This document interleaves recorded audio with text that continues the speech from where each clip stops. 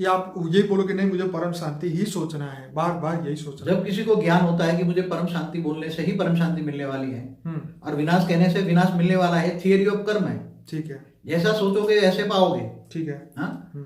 तो जब ज्ञान आता है तो भी आत्मा में मन को कंट्रोल करने की शक्ति नहीं आती, क्योंकि मन ऐसा है ना, बेलगाम घोड़ा है।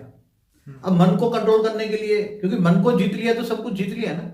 देखो, एक तो सबसे किसी भी ज्यादातर आत्माओं को ज्ञान नहीं है कि ये माया है। माया माने झूठ है। कॉमन सी बातें नहीं है, बात बात में वायुमंडल ही तमो प्रधान है। क्या है? ठीक है। आज की सभी आत्माओं का स्टेज तमो प्रधान बन गया है। आत्मा सतो रजो से तमो प्रधान बन गई है। ठीक है। जब सतयुग में सतो थी आत्मा, तब उसकी सोच अच्छी थी। तो इसका मतलब क्या सतयुग में भी कर्म बनते थे? तो सतयुग में सोच तो होती थी ना, कोई बिना सोच वाला सतयुग था। ओके। सतयुग में भी सोच थी, मगर वहां सतयुग में सतो प्रधान थी, सोच सतो प्रधान थी। ठीक है। मतलब दुख की बात नहीं थी, पर सुख के हर संकल्प थे। लोगों को हेल्प करने की बातें थी, अच्छा काम था, अच्छा संकल्प करते थे। ठीक है। जब तो त्रेता युग आया तो रजो बनी। ठीक है।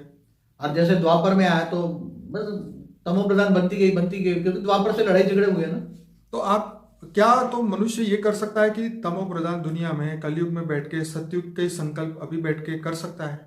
क्या उसके वश में है या नहीं? मन को कंट्रोल कर, देखो मन को कंट्रोल करने के लिए लोग सन्यासी पहाड़ों में चले जाते हैं ना, घर बार छोड़ के चले जाते हैं ना। ठीक है। क्योंकि यहाँ तो किसी को देखते ही उसकी जैसे बुद्धि रूपी टीवी में उसकी बुद्धि में कोई किसी का संकल्प भी आया, टच भी हुआ, तो भी वो निसंकल्प नहीं बन सकता। तो ये तो बाबू जी होगा ना, इस दुनिया में लोगों के चेहरे भी देखने पड़ेंगे, मिलना भी पड़ेगा, सब कुछ करना पड़ेगा। अब ऐसे ही घर छोड़ के ही जाना है तो फिर तो ज्ञान का फायदा क्या हुआ? मगर जो ज्ञानी पुरुष है, जो गीता में ज्ञान बताया, कर्म योगी बनकर जो बिताता है ना, भीड़ में अकेला रहना ही तो सबसे बड़ा परिश्रम है।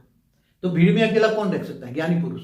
ठीक है। ज्ञानी पुरुष भीड़ में अकेले रहकर आत्मस्वरूप में स्थित होकर जो ऊंचते ऊंच परम धाम में परमात्मा से हर वक्त याद करते हैं, तो न उसकी सोच चलती है, न उसका संकल्प चलता है, मन शांत रहता है, उसकी बुद्धि एकदम दिव्य बुद्धि होती है, और वो किसी से फालतू बात में सोचते भी नहीं।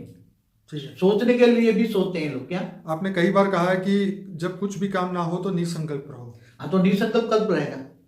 जब मन को तुमने बुद्धि, तुम्हारी मन कहाँ लगा दिया? परमात्मा में। ठीक है। तो परमात्मा में ऊंचते ऊंच परम धाम में मन चला गया और तुम खुद आत्मस्वरूप में हो। क्या? तो आत्मस्वरूप में हो तो तुम्हारी स्टेज क्या बन जाएगी? देखते हुए नहीं देखते हो, तुम्हारे सामने कोई भी आ जाए, कोई बंदूक लेके भी मारने आ जाए तुम्हें, तुम्हारा कर्म सामने आया कि कोई बंदूक मारने लेके आ गया, मगर तुम उसको एक ऐसे ही, तुम्हें ज्ञान हो जाएगा मुझे मेरा कर्म सामने आया है, मगर वो तुम आत्मस्वरूप में हो तो भयभीत नहीं होते, तो क्या निर्भय हो जाते, वो कुछ नहीं कर पाए।